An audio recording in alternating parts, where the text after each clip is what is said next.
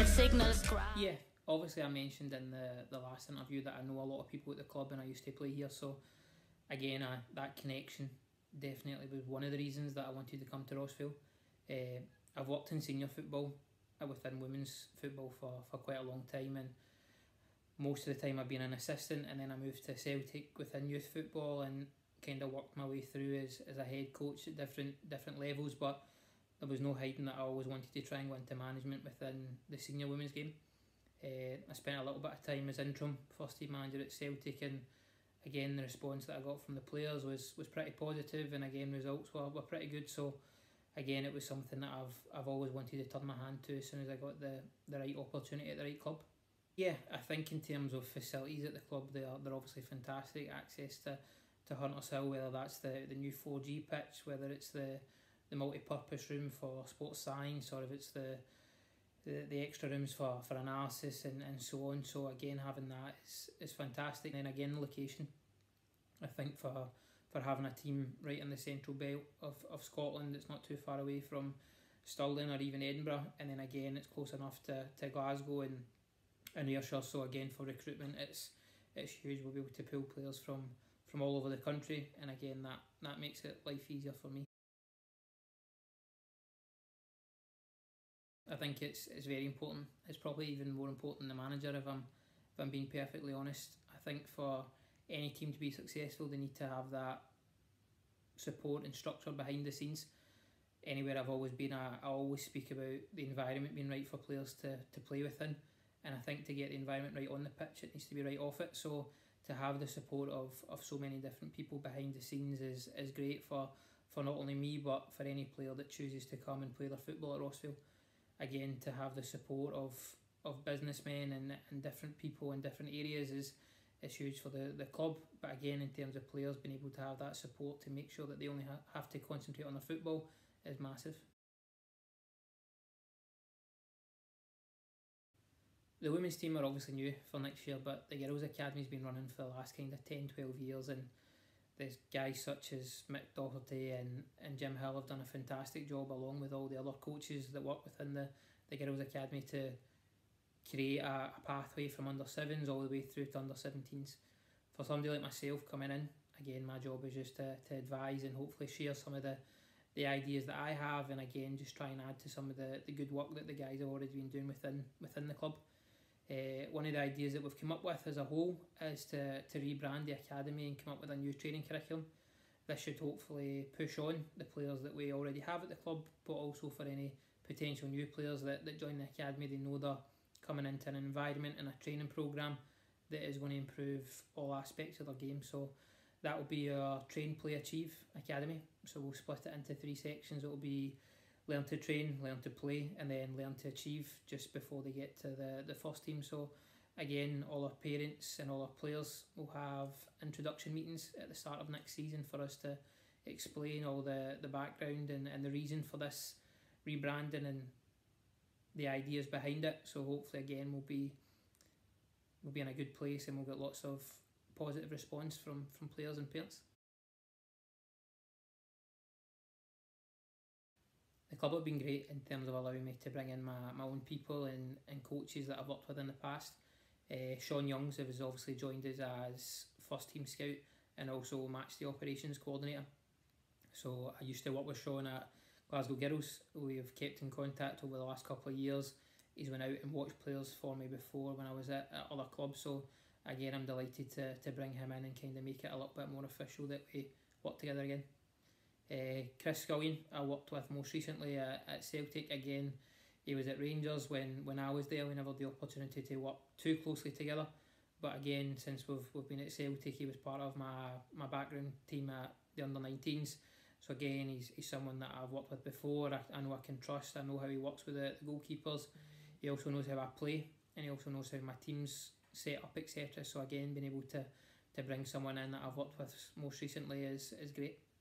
Yeah, there'll be more staff to be announced. So we have most of the coaches and the backroom staff confirmed. Some of them are currently finishing this season with their current club, and then there's a few others that we just need to finalise some paperwork and need to speak to once the lockdown's over. So again, over the next month or two we'll start to make some more announcements, and then we'll finalise the staff at the end of November.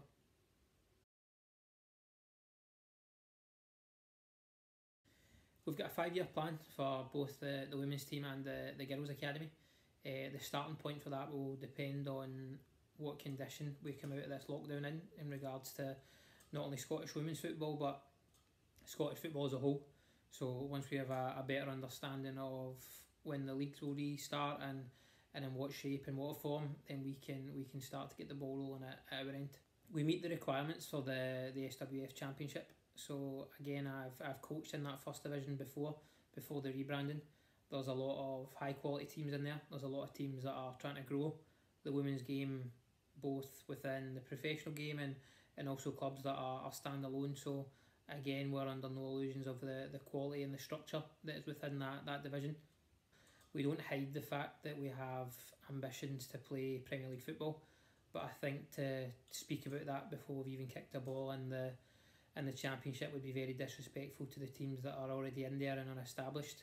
What I would say is that we aim to recruit players that are good enough to play Premier League football. We have a staff already recruited that will be good enough to compete within Premier League football, and we have a structure and a budget that again should compete against most of the SWPL 2 and low end SWPL 1 teams. So again, whilst we'll play Championship football, and rightly so because we're a new team, but again over the next couple of years then we'll obviously have aspirations to play in the higher divisions. Yes, we've already started, so I've managed to get quite a few players already confirmed for next season. Again, we are limited to the amount of players we can speak to at the minute because of there's players currently registered with their clubs for this season. For various reasons, there's players that are not under contract, so we've been able to approach them, and again I've had a few meetings and spoke to people over the phone. As soon as the lockdown's finished, I'll have a busy couple of weeks with all the meetings I've got organised at Hunters Hill, but again we've got some high quality players already confirmed to play their football at Rossvale next year. Again, they come with experience in the SWPL 1, SWPL 2 and then also having played youth international football in the past. I think integrating with the local community is absolutely massive.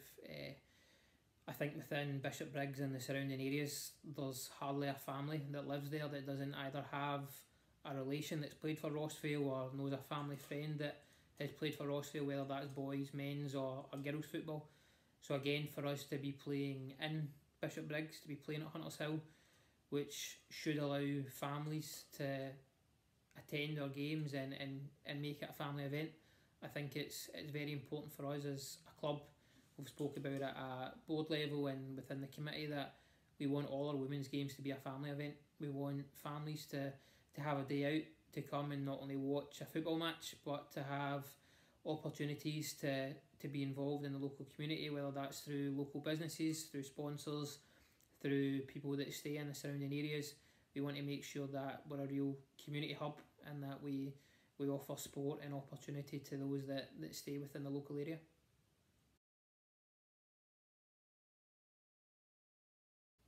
There's many. I think in terms of, for me, the most important aspect that I would like to stress is that it's not a flash in the pan. It's not a 1 or 2 year project and we'll see if we can get a women's team off the ground. This is something that the club have been thinking about for the last few years, and also it's something that we look to try and plan ahead for the future, that we want to have a well established women's team that competes at the highest level possible and also has a girls' academy that caters for everyone and feeds into our senior team. I think for any player joining us, I think the most important thing for them is they have the opportunity to be a big name. I think you can already see on social media, whether that's through our Twitter or through our Rossvale TV or through Facebook, that the club are really backing it with media coverage and through promoting the women's department. So for any player coming in, they've got the chance to be the name. They have the chance to be the role model for our young players. They have the chance to be the person that is in the local newspapers, the person that's been tweeted about, the person that is getting to interview at the end of games. So for any player that wants to put themselves out there and put themselves up on that pedestal, then again being at Rossvale is a massive opportunity for them. I think I've said it before, in terms of what my background is. I've came from big clubs where players received a lot, whether it was through getting kit or through physio support or sports science, and again, everything that I've asked the club to provide here, they've delivered with. So players will get stadium jackets, they'll get extra training t-shirts, they'll have access to physio when they need it. Should they require sports science support and training programs to get back fit, then they'll have that. The players will be looked after within every aspect, whether it's on the pitch or off the pitch. Again, we've got so much support staff and so much guidance here that for anything that a player needs, then we'll do absolutely everything within our power to make that happen. For me, one of the most important things within women's football is that the players need to feel empowered. They need to feel that the club value them. Again, through time and over the last while within women's football, is that a lot of clubs wrongly haven't supported the women's players, and again, players have felt as if they are fighting against something. What I want to create at Rossvale is that the women's players feel as if they are the most valued players within the club, because anything that they ask for within reason, we're able to deliver. Anything they need to perform on the pitch, then we will do our best to provide that off it. So in terms of what a player gains from being here, the environment should be top level. They should be well respected. Whatever they need in terms of training time and facilities and support staff, we will do our best to give them that.